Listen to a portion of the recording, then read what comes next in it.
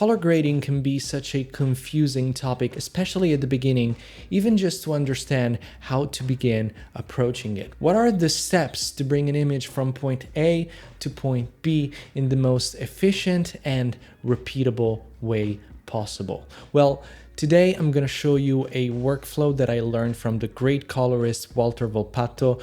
Believe me, it's gonna change the way you think about color grading, just like it changed mine. It's gonna speed up your workflow and it's gonna allow you to consistently create beautiful looking images. Also, within this workflow, I'm going to show you how to grade a whole scene, not just one shot, like the whole scene, and how to make it flow from shot to shot, even when the shots have not been photographed consistently. And you're going to see how easy it is to do so when you have the right framework. So let's do it.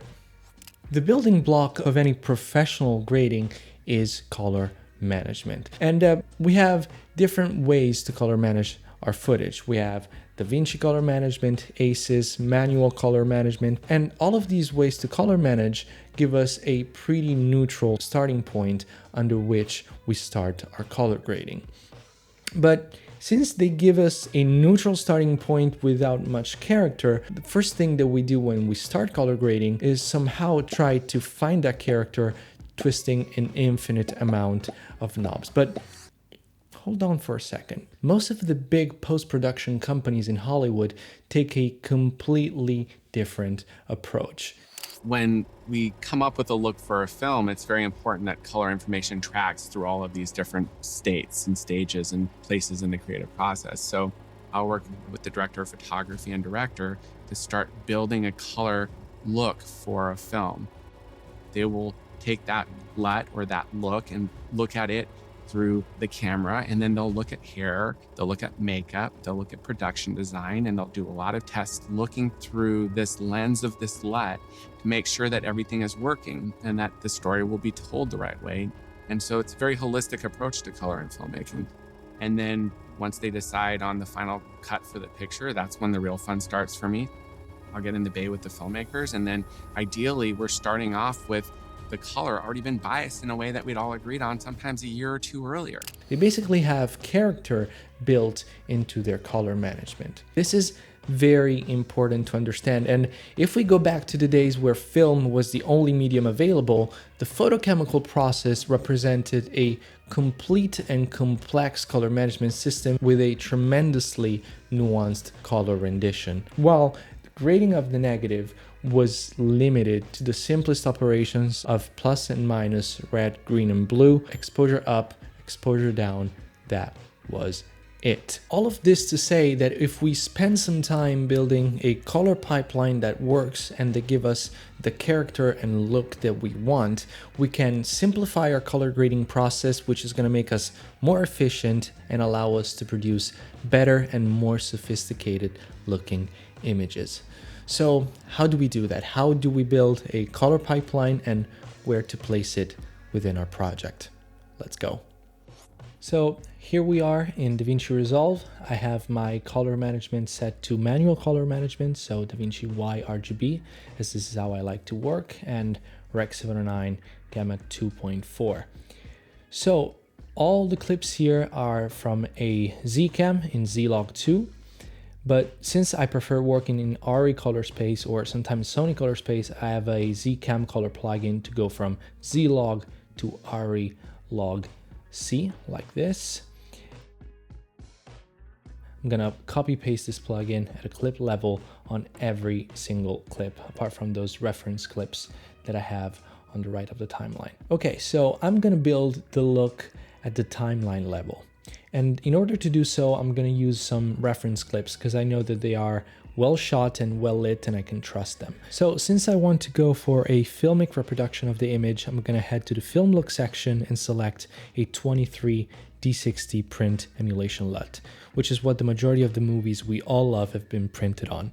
This LUT is going to output Rec 709 Gamma 2.4, but the input is not correct because we are in ARRI log C and it expects scan film negative. So I'm going to use a color space transform to go from RE color space to Rec709 Cineon log so that the input for the print emulation is correct.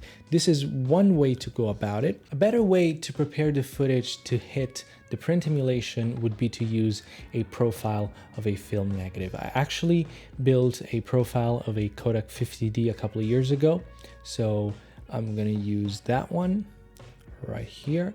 And if you want to follow along, you can download it absolutely for free. The link is in the description, and you can see compared to the color space transform, the skin tones have a little bit more weight to them. Okay, perfect. So now that we have our color management in place, because we are outputting Rec709 Gamma 2.4 and this base look, we can start tweaking it with various different tools. I normally start with a global saturation adjustment using a DCTL from Carr Hendrickson called Saturation Shaper. Here it is. And without going too far, I'm gonna add a touch of saturation with the saturation gamma slider, which adds some saturation in midtones. And then I'm gonna decrease the saturation, the highlights with the saturation gain slider, like so. Then I also like to add a touch of density, like so. And you can see the before and after of our global saturation adjustment. Then right after this, the second thing I do, which is the most important component of the look, is going to be the color rendition of the skin tones. And I'm going to tackle it with a great free DCTL called Tetra. And for the skin tones, we're going to play around with the red channel. As humans, we're very tuned to how the skin tones look, so this is really the most important part of the look development, in my opinion. You might have everything else beautifully rendered, but if the skin tones are off, the look won't really work. So I like when I see the life in the skin tones, which means, to me at least, that they're shifted slightly towards a warmish orangey appearance, like so. Yeah, right here. So this is the before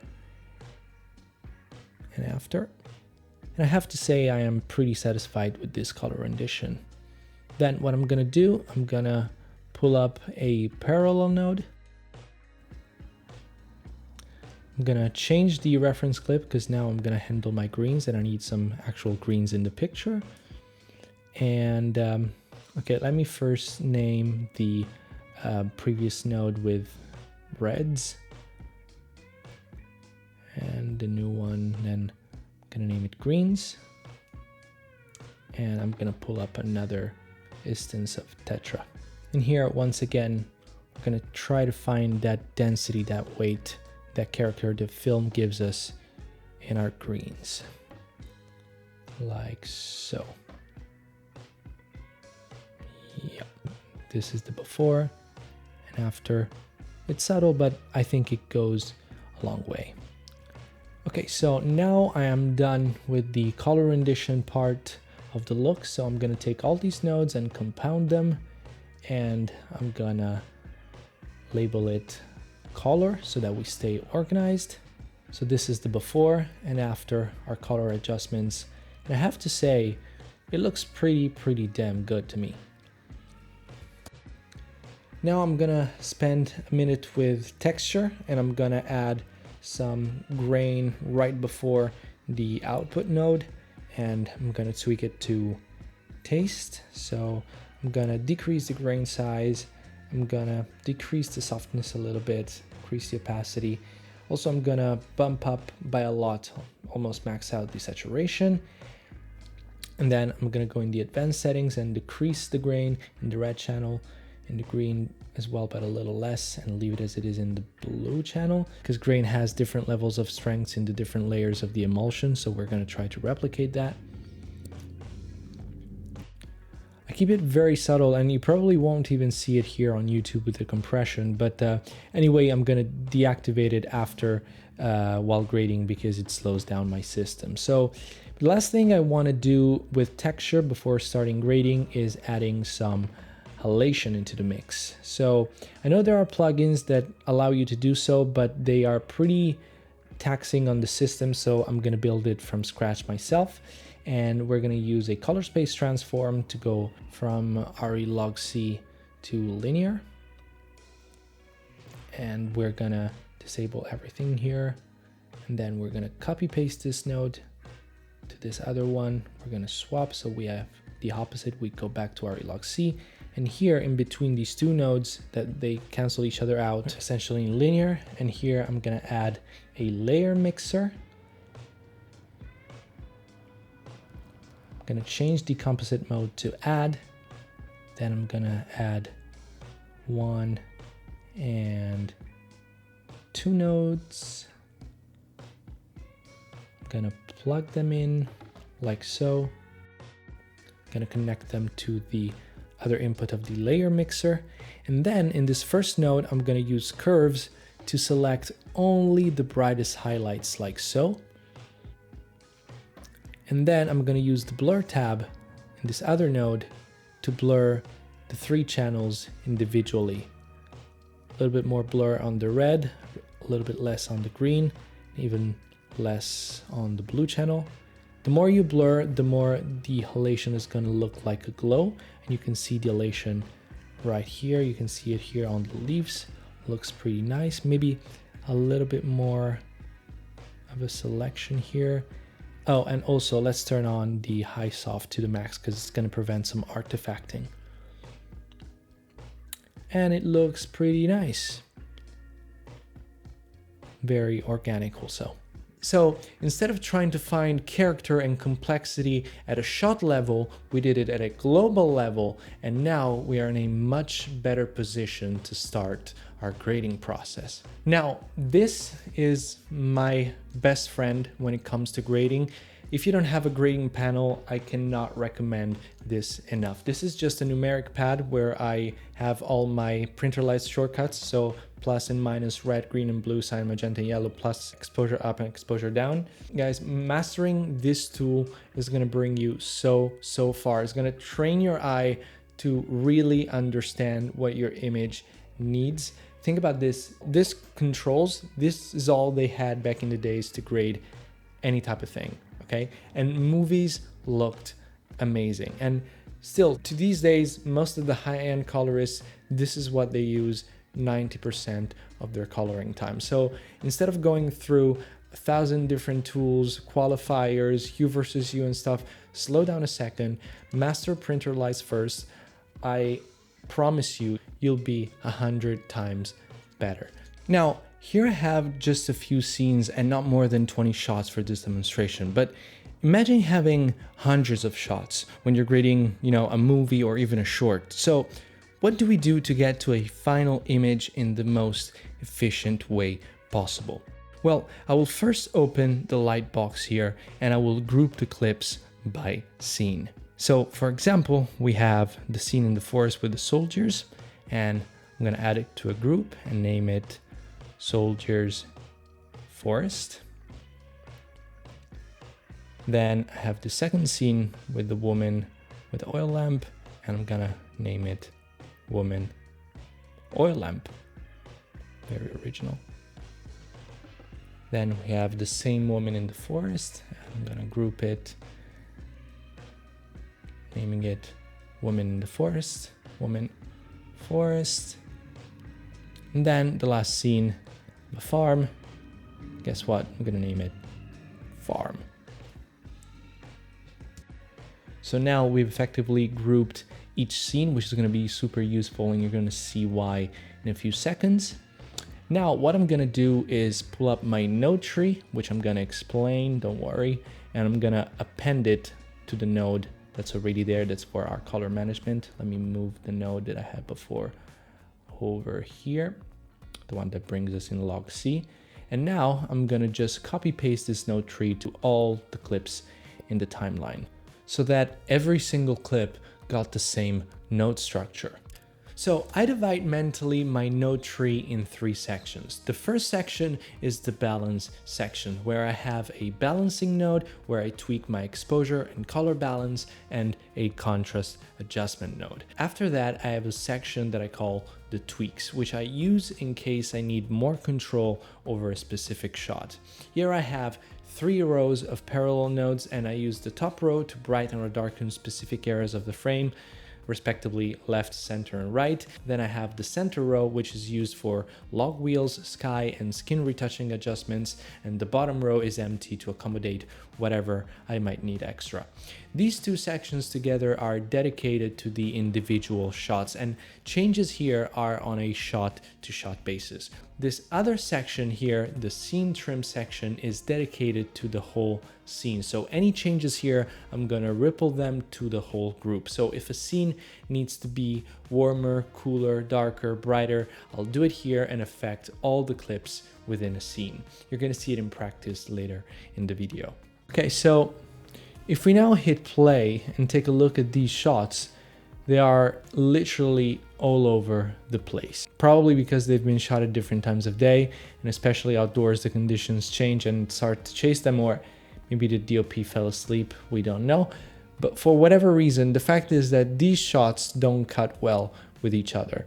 And even though color grading has been portrayed as the art of tweaking to death one single shot at a time to achieve a super cool before and after, the goal of color grading is first and foremost to achieve color continuity. It doesn't matter how good you are at making the perfect teal and orange look.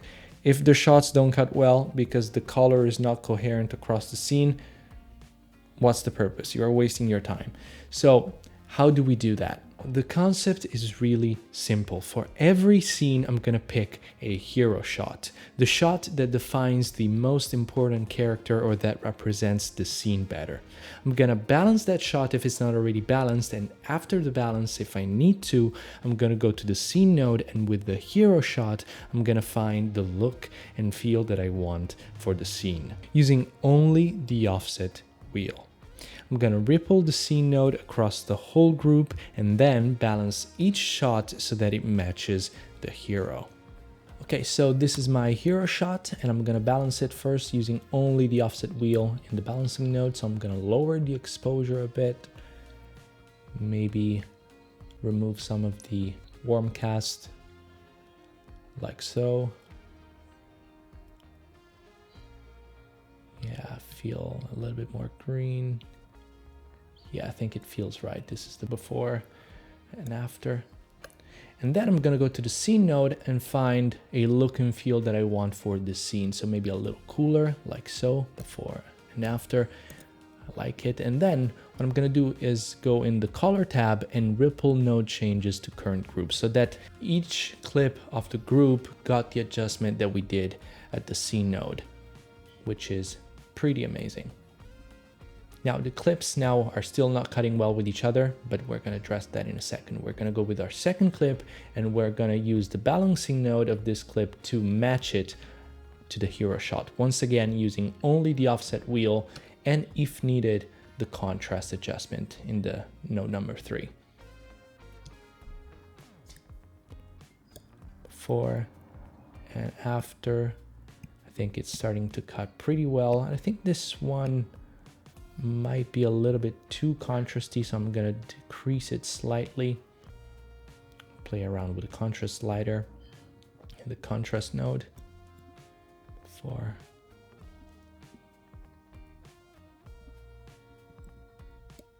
Yeah, before and after.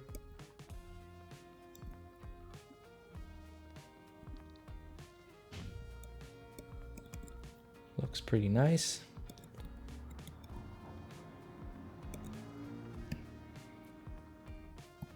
Now let's see if it cuts. And I would say it flows pretty well. Okay, so next clip, I'm gonna use the wipe timeline clip to help me with the matching. There are different ways to display it. You can find, based on the positioning of the clips, you can find the one that suits the situation better. I'm gonna use maybe this one here so that I can look at the skin tones, balancing node, a little bit more green, a little bit more blue. And I think we are pretty much there already. Once again, using only the offset wheel, guys. Let's see how they cut. Maybe this one needs a little bit of a contrast adjustment again, so let's decrease the contrast slightly, like so. Let's play it and see if it flows. And I think it cuts pretty well. So I'm gonna copy paste it because this is the same angle, so it's gonna most likely match, and it does.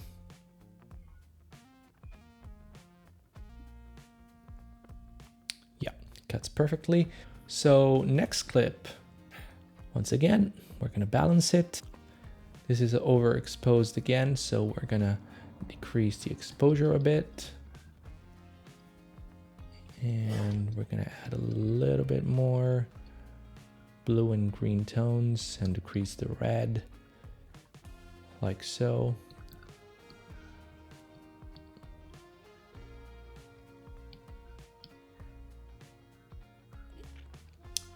Now, I feel like this one, since it has a very heavy vignette, we cannot really see if it cuts well with the other clips. So I'm first going to address this vignette. So I already have these nodes that are used to brighten or darken specific areas of the frame, so left, center, and right. I'm going to use it to basically kill this vignette given by the lens, like so. I'm going to increase the exposure here again. I am using only the offset wheel once again, just in a specific part of the frame to kill the vignette. A little bit too far.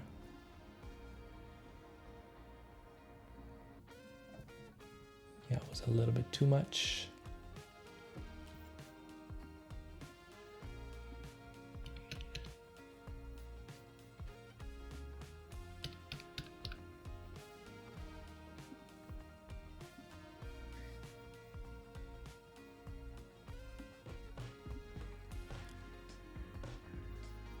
Just trying to find the right balance here.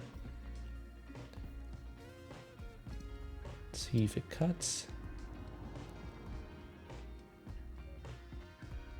Better, much better.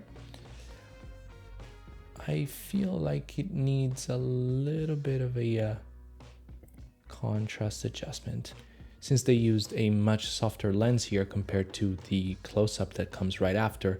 I think we need to perceptually do something. Wait, let me brighten this part up a little bit. We need to do something with the contrast in order to increase the perception of sharpness to match the clip that comes right after it. So I'm gonna play with the contrast a bit, like so.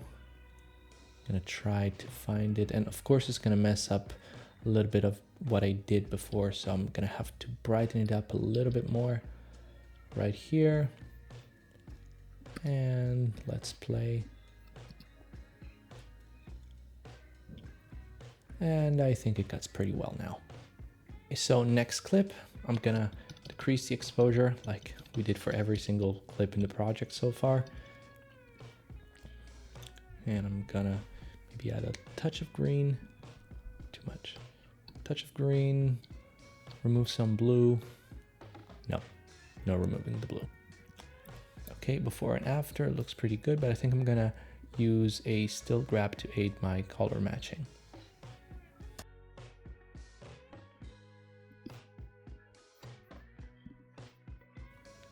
Actually, I'm gonna take a grab of this other clip that we've already matched to the hero shot because it's the same character, so it's gonna be easier to find the color there. Let's see in which configuration we want to display it. No, not this one. Yeah, this one's perfect. Okay, so I think needs a little bit of a contrast adjustment.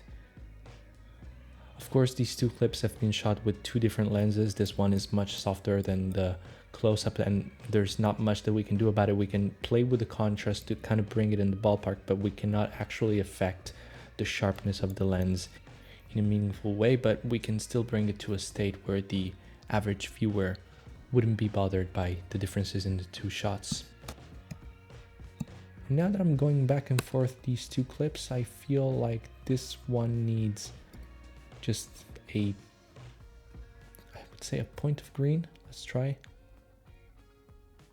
Half a point of green, yeah. Perfect.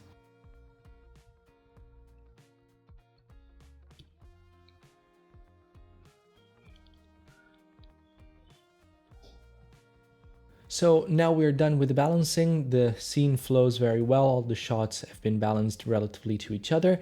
And what if somebody comes in and says, you know what, I would like to see the whole scene a little darker and also a little cooler. And you're gonna go, no problem, give me just a few seconds. You're gonna go in the scene trim number 1, and you're gonna start adjusting the scene according to what you want to achieve. So like a little darker, gonna increase the blue tones. Once again, I'm using only the offset wheel. I'm trying to find it here.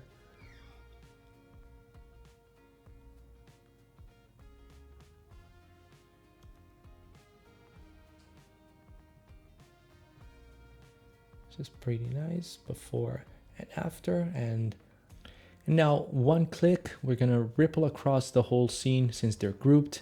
And now in literally 20 seconds, since the shots have already been balanced relatively to each other, you can play it, you got the new look applied, and you can see if the client likes it or not, or if you like it or not, or if the director likes it or not, in literally 20 seconds, which is pretty awesome. And now as I am playing it, I feel like the close-up of the other character is a little bit too dark, this one right here.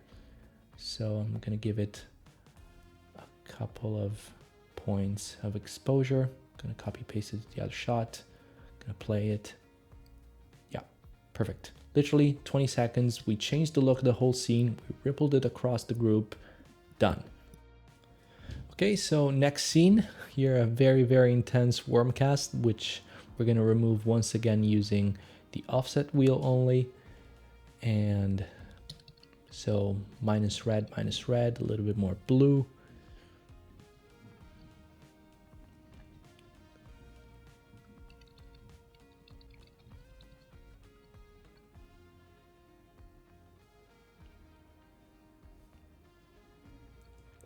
And I would say we are pretty much there. Before and after. Before and after, pretty dramatic difference here. And we're just gonna copy paste it to the next shot because I feel like they're very similar to each other. Let's see if they need any kind of adjustment. I feel like this one is a little underexposed, so a couple points of exposure. And yeah, pretty good balance here. And let's say that we want to preserve some of the warmness coming from the oil lamp, so we add a couple points of red, a couple points of green. We made the whole scene a little warmer, like so. We ripple it across, we play the scene, and we are done. Now I'm fast forwarding because it might become a little tedious, but the concept is always the same. For every scene, I'm gonna pick a hero shot, the shot that defines the most important character or that represents the scene. I'm gonna balance that shot if it's not already balanced, and then balance each shot so that it matches the hero. In this scene, we are already done with the balancing, but I feel like the sky of this clip is not matching with the hero. So we're gonna tackle that. I'm gonna show you how. I'm gonna go in my sky node, which is the node where I always tackle the sky. I'm gonna go in my qualifier and I'm gonna select only by luminance. So I'm gonna turn on my highlight mode. I'm gonna select just the sky, like so. And I'm gonna pull up the frame. And then I'm going to use the offset wheel to match it in luminance. And here I'm seeing that as I decrease it in luminance, it increases in saturation. So I'm going to have to do something about that. We're going to have to decrease the saturation as well. And we're basically playing with it until we get a match to the hero shot. But then again, this adjustment, the sky, which is a refinement, it's only been tackled after the main balancing has already been done. And there are two reasons for this. First, a global adjustment that brings you in the ballpark is more important than a localized adjustment. Second, if I would have keyed the sky before balancing the clip, then if I would have had to balance the clip, I would have broken the key. This is why there is a shot trim node at the end of the tweak section of the node tree. This is where we are gonna be able to balance a shot if we need to, but again, we should balance the shot in the balance node. But if we need to do a shot trim and we don't want to break any key, then we're going to do it at the shot trim node, which is after the keys, so we're not going to break them. Hope it makes sense. Now the whole scene flows very well, it works. And let's one more time take a look at how important it is to have a fixed node structure. Let's change the look of the scene altogether. Let's make it a little bit more sad, cooler in tone, because this messenger is delivering a sad message and the director wants to see something a little bit more dramatic. We balanced all the shots already.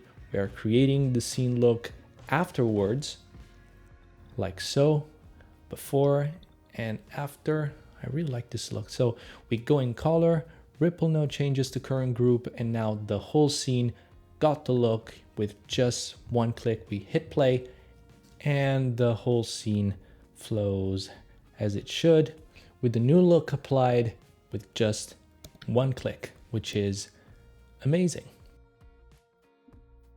And now that we are done with the balancing pass, we can go back to our scenes and actually start enhancing them and tweaking them, maybe to bring out a character, for example. Like in this case, I feel like I want to knock this tree down a little bit so that our eyes focus on the character more. So I go in the node where I normally tweak the right area of the frame. And I kind of feel like this part of the frame is a little bit too hot and it behaves like a sky, even if it's snow, but I'm gonna tackle it in the sky node. I'm gonna select it with my qualifier only by luminance, as we already saw before. I'm gonna turn on my highlight, gonna select it like so. Then I'm gonna denoise the selection and blur it a little bit. Well, I'm gonna turn this off, and then using the offset wheel, I'm gonna lower it in intensity a little bit so that our eyes can focus a little bit more on the character. Now with this one, I feel like I want to knock down this left part of the frame a little bit so that once again we can focus more on the character that's on the right of the frame. I'm gonna adjust the softness a little bit, and I feel it's kind of working like this. Perfect. Now, going back to this shot, I feel like I also want to bring him out a little bit more in terms of exposure. So I'm going to go in the center node. I'm going to make the selection an oval. I'm going to place it on his face like so. And once again, using the offset wheel, a couple points of exposure. And I think we are there. I'm gonna copy paste it to the other shot. And this is basically how I work with every shot in order to finesse it after the main balance has been achieved. I highly recommend spending some time building your own personal looks, because for two reasons. First, as we just saw, it can speed up your color grading process immensely. Second, if you build the look using broad tools, you can easily repurpose it across different projects and the photography is going to fall into place. This is exactly what I did for my color grading and filmmaking needs. I developed my own personal look profiling a Kodak 500T motion picture film stock. I used scattered data interpolation to map the response of the film stock all across the exposure range, both in terms of contrast and color rendition. If you want to check it out and find out more about my profiling process, you can head over to film-match.com. This was all for today. If you liked this video, please like, share, and subscribe. And until next time, bye.